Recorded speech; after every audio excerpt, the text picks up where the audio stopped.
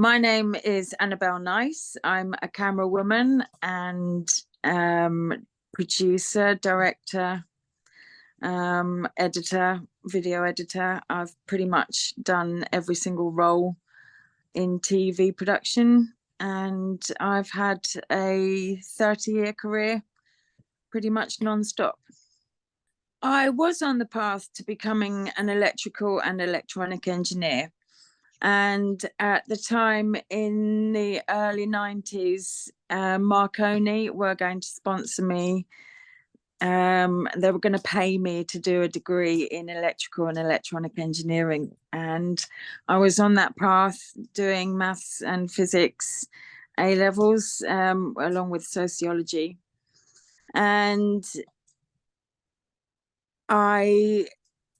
at that time, I went to Glastonbury, and I looked up at the cameramen above the stage. And while I was sloshing around in the mud in front of the stage, in the wet and in the freezing cold, I looked up in the rigging and I thought, I want to be up there under the cover, looking down at it all from the camera position. That's what I want to be doing. I already had an interest in photography, but that looked really technical, and that appealed to my technical side, and looked a lot more exciting than being stuck to a workbench with a bit of curly plastic wire, designing circuit boards. So I spoke to my lecturer at college, who was my physics teacher. And I said, I actually think that I want to be a cameraman. And he said, well, you're on the wrong course, because you are on the path to designing and building cameras. And I said, no, I just want to operate them. Yes, yeah, and he said, right, well, you need to look into TV then. TV courses. And I decided I didn't accept the offer from Marconi in the end. I didn't do an electronics engineering degree, and I ended up going to film school in London and doing a degree in film and TV instead. Just at the end of my degree, I bumped into a famous person. Literally, I was working behind a bar in my local pub, and Roger Daltrey walked in, and he was making a video about trout fisheries, because he's into trout fisheries. And somebody in that pub mentioned that I had just finished a film degree. And he said, oh, I'm looking for an editor. And I just nonchalantly said, oh, okay, here's my number. You can give me a call tomorrow if you want. And I didn't think for 1 minute that he would call me, not for a minute. And then the next morning he rang on my landline phone. I just could not believe it. It was Roger Daltrey, asking me to edit his 9-hour guide to Britain's trout fisheries. So that took me a good 6 months to do, offline and online. And that was my first job. So it was a lucky break, and it was just pure chance that he walked in to this country pub where I was working behind the bar. That's it. So after that, that was a really good thing to have on my CV. But I also did work really hard in the year before that to start my CV. So, and I did 9 months for free with London Weekend Television, ITV, doing general assistant on Beadle's About. So I did that for free for 9 months, full time, 5 days a week. When it was before shoot, when it was before the shoot days, When it was in production, I was working in the office, helping them do research and planning. And then on the shoot days, I was camera assistant. And then during the edit, I went to Shepperton Studios and sat in on the edits as well. So I did get to see the entire production process from start to finish of a mainstream British, TV, Saturday night TV program. And I did that for free purely to get my CV to look good. Yeah. So by the time I left college, I already had that on my CV. I had done a number of other voluntary theatrical productions where I'd gone and videoed a local theatrical performance and sold the videos afterwards. And I'd done things like weddings and things like that. So I had a few things video related on my CV. One really good thing, which was that London Weekend Television thing, work experience. And then my very first job was with Roger Daltrey. So that I worked hard before I got my degree, and then I had a lucky break for my first job after my degree. And after that, my CV looked pretty good. So I didn't have any problem getting any work. I literally got the first thing that I applied for. When I was producing the online at a studios in London for Roger Daltrey, when I finished Roger Daltrey's program, the studio owners asked me what I was doing after that. I've always operated cameras right from college. I was the camera operator at college in all my degree films that I made, and that is what has always been my main thrust. So when although my first job for Roger Daltrey was as an editor, I then moved into production management and camera work for that company that I worked for in Kent.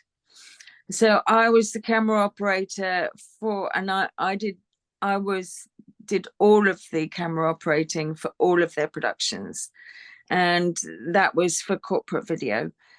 So safety videos, training videos, promotionals, all sorts, corporate messages.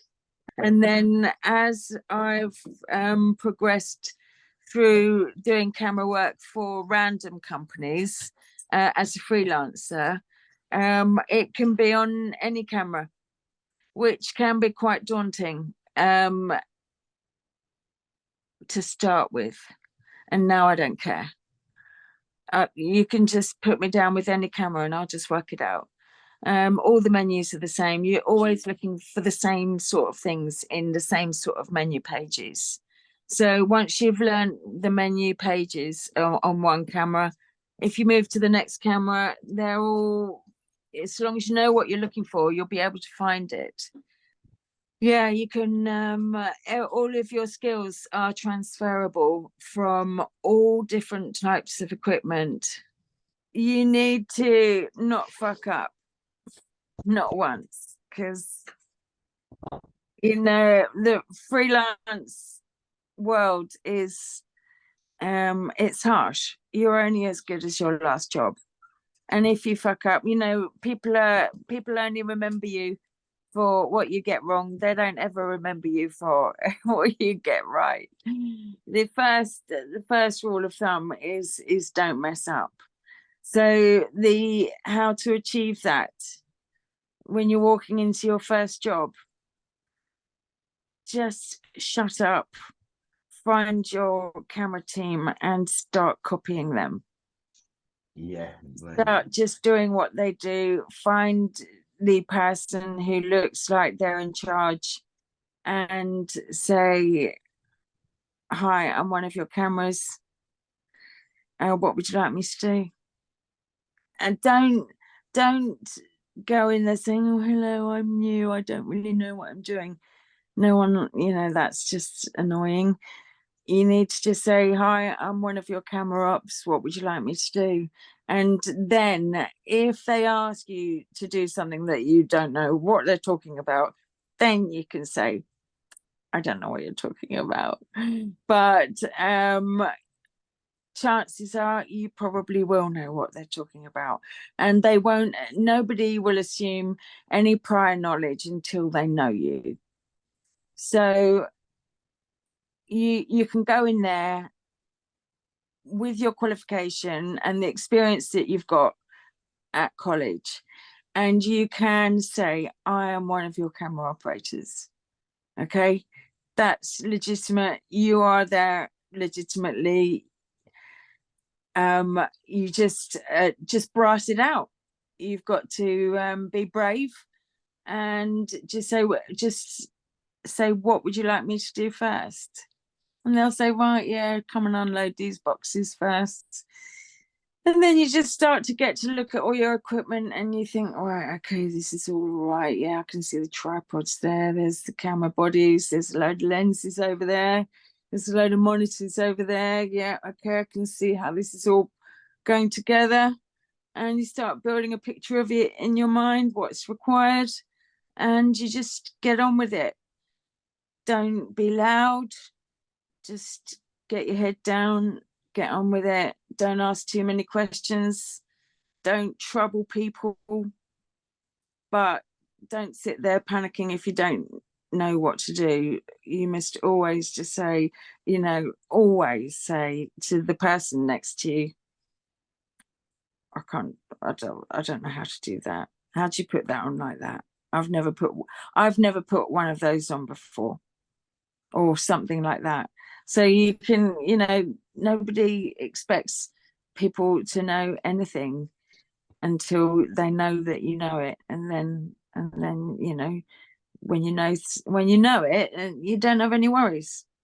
Well, you need to, first of all, in order to prepare, you need to obviously do your CV and have some examples of your show reel. You need to have a show reel ready. So don't bother applying for anything until you've got your show reel ready. Because if you have any delay, they won't wait. And that's what I was saying about the freelance world is quite unforgiving. So you are only as good as your last job. And if you say you're going to do something, you better do it immediately. Otherwise, they just won't waste any time with you again. So yes, number one is get your show reel ready with your CV. Once that's ready, you need to send it out to as many people as possible. And that is joining agencies for freelance crew. You need to get on Facebook groups like Freelance Job Swap, that they advertise for camera ops and technicians, AV technicians all the time.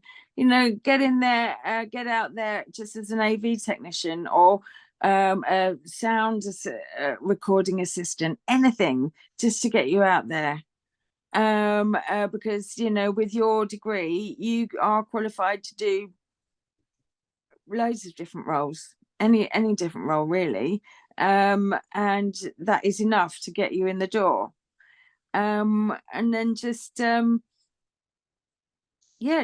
go with the flow. Just turn up and say, hi, I'm your sound assistant today, and take it from there. Just be brave and know that you are good enough and you are qualified for this, and you've just got to go out there, do a good job, and be liked. Just do exactly what you did when I met you. Yeah. Which was to fit it. You just fitted in, didn't you?